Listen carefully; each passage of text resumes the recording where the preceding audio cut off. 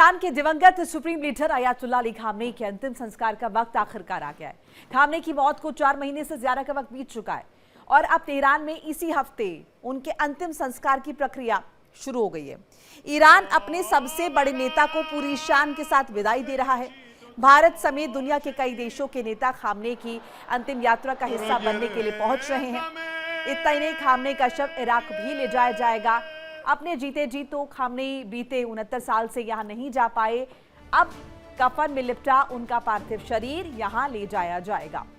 9 जुलाई को ईरान के मशहद में दफनाने से ठीक एक दिन पहले खामनेई का पार्थिव शरीर इराक के नजफ और करबला ले जाया जाएगा। ईरान में एक बेहद महत्वपूर्ण और भावुक पल सामने आए हैं। सोशल मीडिया और कुछ मीडिया रिपोर्ट्स में दावा किया जा रहा है कि अयातुल्ला अली खामनेई के अंतिम संस्कार की तैयारियां शुरू हो चुकी हैं और उनका पार्थिव शरीर विदाई समारोह स्थल पर पहुंच चुका है।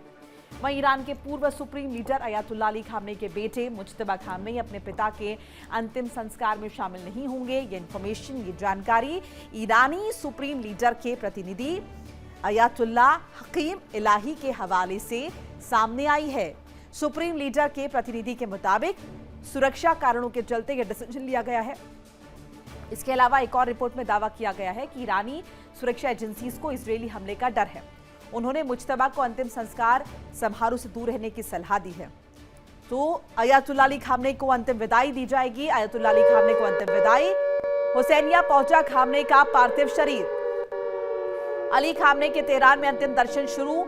ईरान में खामनेई को श्रद्धांजलि दी जा रही है। विदाई समारोह स्थल पर पहुंचा है पार्थिव शरीर। तो अंतिम दर्शनों की शुरुआत हो चुकी है।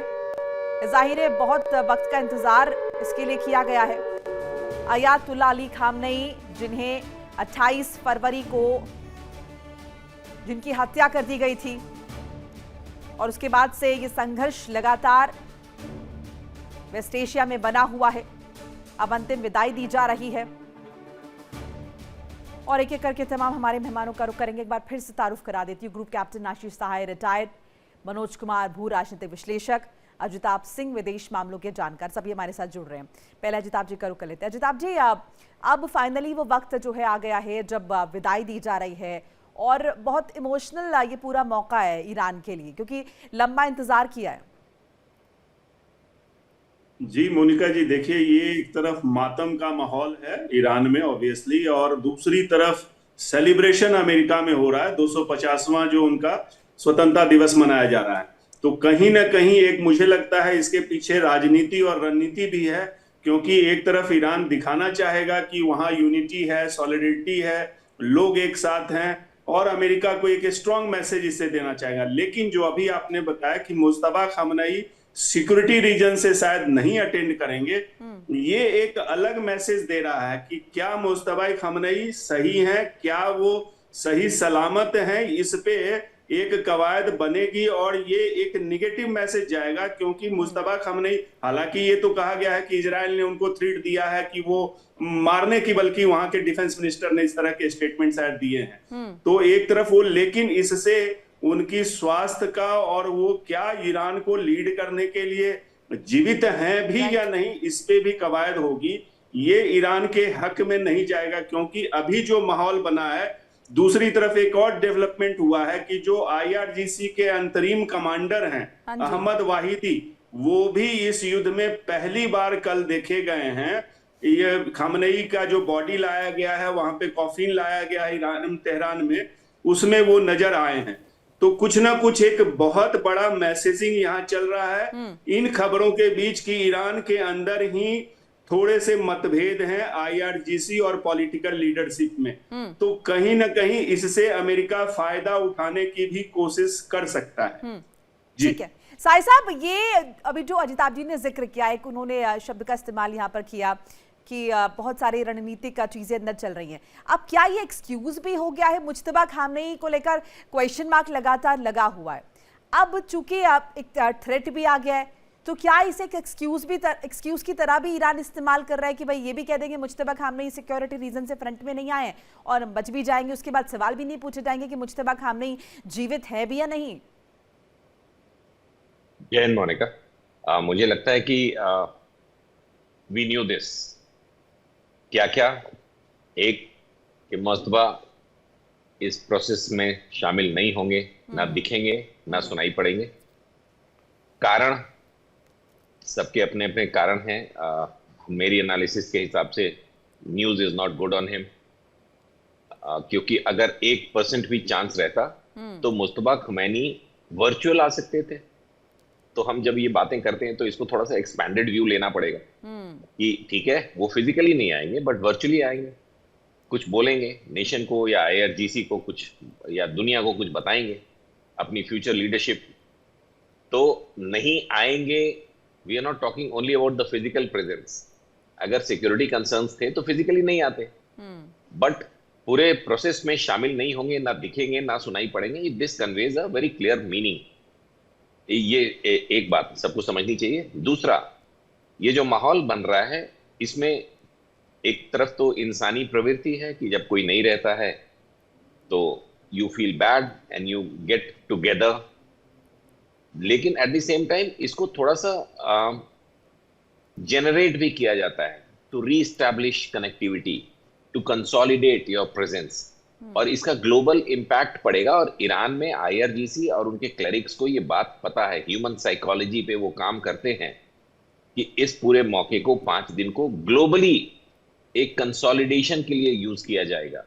इसी वजह से देखें, इस तरह के केस में भी उन्होंने कुछ कंट्रीज को नहीं बुलाया है, जबकि ऐसे वक्त पे हम इस तरह के फैक्शंस में नहीं बंटना चाहते हैं। लेकिन अमेरिका को नहीं बुलाया, इंग्लैंड को नहीं बुलाया जी, कनाडा को नहीं बुलाया, ऑस्ट्रेलिया को नहीं बुलाया। जी आप कुछ कह रही थी मोनिका। बिल्कुल, मुज्तबा खामनेई अंतिम संस्कार से दूर रहेंगे, सुरक्षा कारणों से शामिल नहीं होंगे।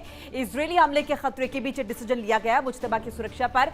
ईरान की चिंता सामने आई है। हाई अलर्ट के बीच अंतिम संस्कार की प्रक्रिया, खतरे के चलते मुज्तबा दूर रहेंगे। 7 दिन बाद अंतिम संस्कार 9 जुलाई को मशहद में दफन किया जाएगा, सुपुर्दे खाक किया जाएगा। तमाम मेहमान हमारे साथ लगातार बने हुए हैं। साई साहब, कुछ जिक्र आप कर रहे थे कि कुछ चीजें जो हैं वो यहाँ भी देखने को मिल रही हैं, पॉलिटिक्स यहाँ भी देखने को मिल रही है, कुछ देश है जिन्हें इंक्लूड नहीं किया गया। बात कंप्लीट कर लीजिए, फिर आगे बढ़ती हूँ। जी हाँ, मैं ये कह रहा था कि अगर इस तरह के भी सेंसिटिव टाइम्स में, जबकि मॉर्निंग के लिए आप जेन्युइनली फील करते हैं कि चलो to give him his last respect, regards, 3 दशक तक एक स्टेट को गवर्न किया है। ठीक है, डिफरेंस ऑफ ओपिनियन होते हैं, but the way he was eliminated was rather brutal. 86 years पे आप बॉम्ब से उड़ा देते हैं। आई रियली वंडर कि उनकी बॉडी किस कंडीशन में होगी और कैसे उनको कवर करके फेस दिखाएंगे ये लोग। लेकिन ऐसे वक्त पे पॉलिटिक्स को थोड़ा बैक सीट रखना चाहिए था। जिन लोगों ने भी ये डिसाइड किया है कि इसको कैसे करना है, ऐसे में भी एक पर्टिकुलर मेजर चंक को इन्वॉल्व नहीं करना। इजराइल तक तो बात समझ में आती है, लेकिन अमेरिका, कनाडा, ऑस्ट्रेलिया, इंग्लैंड, इस तरह की कंट्रीज को आउट रखना एक मैसेज दे रहे हैं। और एट द सेम टाइम एक और जो मैं बात कर रहा हूं कि इसको, इस पूरे प्रकरण को यूज किया जाएगा consolidation of the thoughts and ideologies of the great late Khamenei. जो रेडिकल इस्लाम, एक लेफ्ट लीनिंग ग्लोबलाइजेशन, इंतिफादा, एंटी ज़ायनिज्म का जो एक सिस्टम था ना, उसको ये फिर से ग्लोबल करने के लिए इस वक्त को यूज किया जा सकता है by the altars, by the radicals. आप देखें, आपने बताया कि ये शायद सुपुर्दे खाक होने से एक दिन पहले the body is being taken to Iraq. Yes, right, you know, this is a very major thing. The Shias in Iraq are being given a message, the Shias of the world are being given a message that how important were they for him and he for them. जो इसके थोड़े बहुत traces हमने JNK में देखे थे when he was no more, कुछ पैसे इकट्ठा करके। तो this is the global network of ideologies, thoughts, जिसको कंसोलिडेट करने के लिए इस पूरे सेंसिटिव माहौल का यूज किया जा रहा है, जो कि हेल्दी नहीं माना जाएगा। जी मोनिका। मनोज जी, आपका रिएक्शन इस पर, आप किस तरीके से देख रहे हैं इस पूरे सिचुएशन को? मुझे ऐसा लग रहा है कि ये बहुत ही महत्वपूर्ण पल होगा ईरान के लिए। जिस तरह से हम लोगों ने देखा, अमेरिका, इजराइल मिलकर के हमला किया और वो उनको बताया गया था इंटेलिजेंस एजेंसी द्वारा कि आप जो है हाइड कर सकते हैं, लेकिन उन्होंने देश के लिए बोला कि हम मरना चाहते हैं। और स्वाभाविक है कि लगभग 30 से 40 साल का जो उनका टेन्योर रहा, वो ईरान के लिए जो है एक बहुत ही महत्वपूर्ण रहा है।